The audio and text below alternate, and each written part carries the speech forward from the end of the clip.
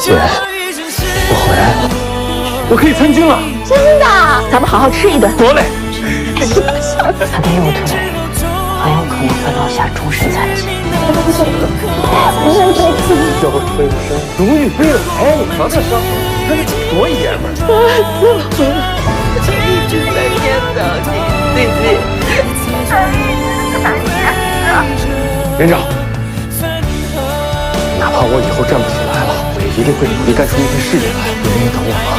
如果你愿意等我的话，慧儿，时间不早了，明天还有巡演，有时间我再来看你。排长独自一人冲进敌人阵营，带回M101登机坐标的事儿，他现在可是个大英雄。之前来医院探望你的，是不是战斗英雄岳国华？等他下次再来的时候，能不能请他给我签个名啊？